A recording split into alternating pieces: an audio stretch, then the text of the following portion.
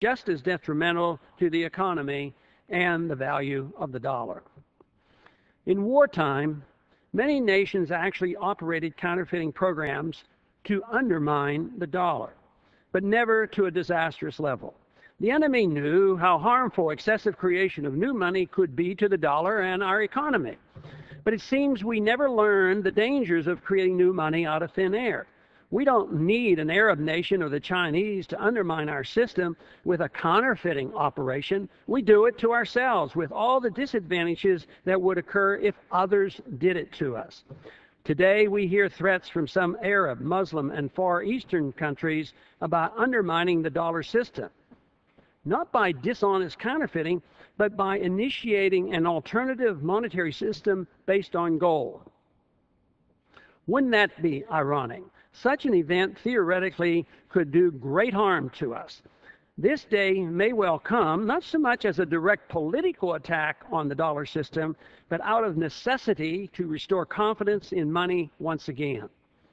Historically, paper money never has lasted for long periods of time, while gold has survived thousands of years of attacks by political interests and big government.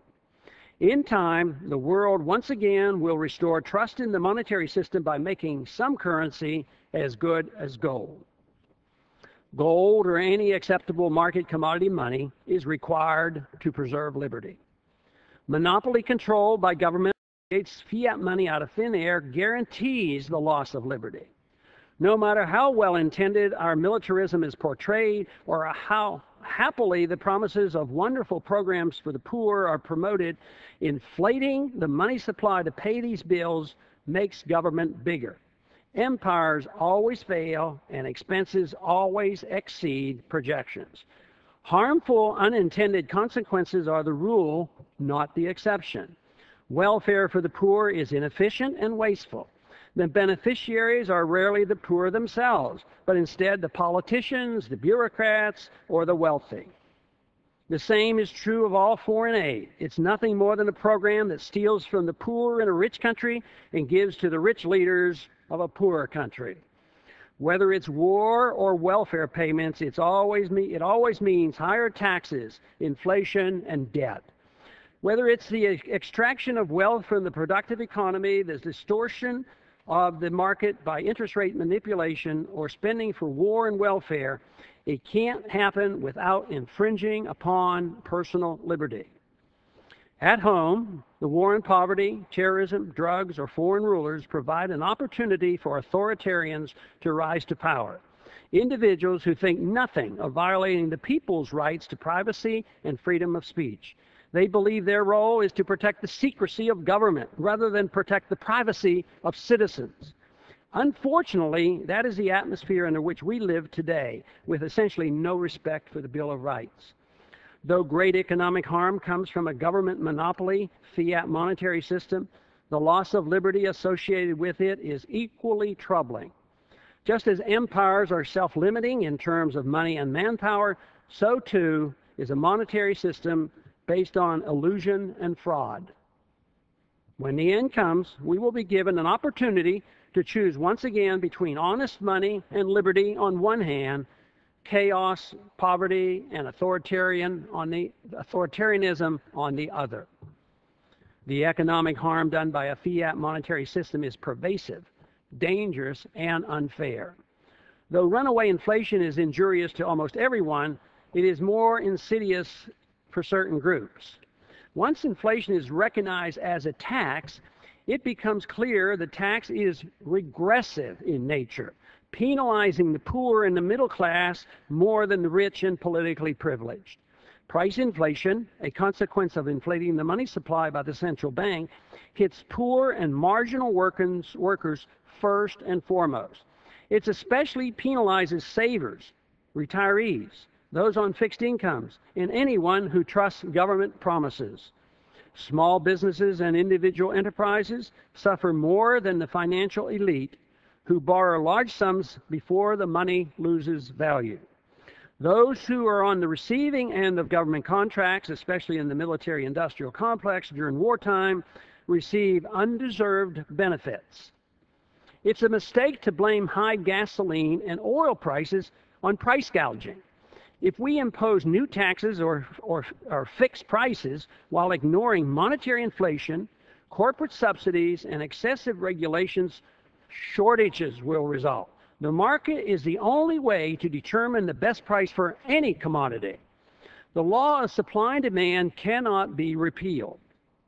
The real problems arise when government planners give subsidies to energy companies and favor one form of energy over another.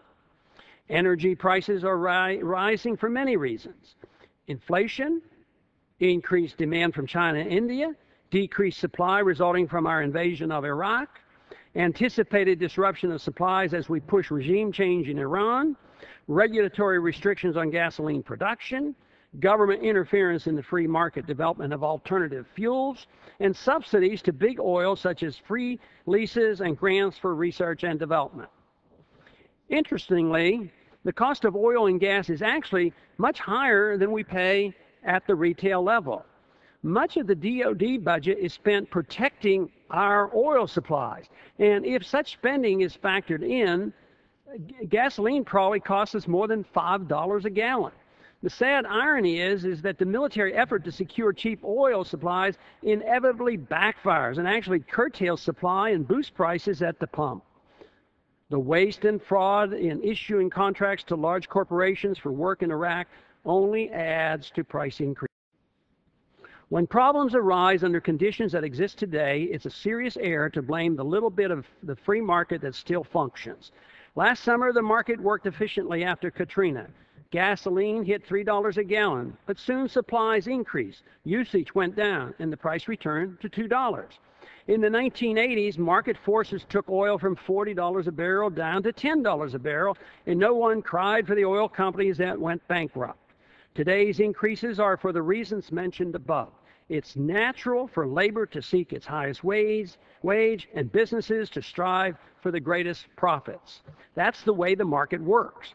When the free market is allowed to work, it's the consumer who ultimately determines price and quality, with labor and businesses accommodating consumer choices. Once this process is distorted by government, prices rise excessively, labor costs and profits are negatively affected, and problems emerge. Instead of fixing the problem, politicians and demagogues respond by demanding windfall profits taxes and price controls while never questioning how previous government interference caused the whole mess in the first place. Never let it be said that higher oil prices and profits cause inflation. Inflation of the money supply causes higher prices. Since keeping interest rates below market levels is synonymous with new money creation by the Fed, the resulting business cycle, higher cost of living, and job losses all can be laid at the doorstep of the Fed. This burden hits the poor the most, making Fed taxation by inflation the worst of all regressive taxes. Statistics about revenues generated by the income tax are grossly misleading. In reality, much harm is done by our welfare warfare system supposedly designed to help the poor and tax the rich. Only sound money can rectify the blatant injustice of this destructive system. The founders understood this great danger and voted overwhelmingly to reject emitting bills of credit, the term they used for paper money or fiat currency. It's too bad the knowledge and advice of our founders and their mandate in the Constitution are ignored, and it is ignored at great peril. The current surge in gold prices, which reflects our dollar devaluation, is warning us to pay closer attention to our fiscal, monetary, entitlement, and foreign policy. A recent headline in the financial press announced that gold prices surged over concern that confrontation with Iran will further push oil prices higher. This may well reflect the current situation, but higher gold prices mainly reflect monetary expansion by the Federal Reserve. Dwelling on current events and their effect on gold prices reflects concern for symptoms rather than an understanding of the actual cause of these price increases. Without an enormous increase in the money supply over the past 35 years and a worldwide paper monetary system, this increase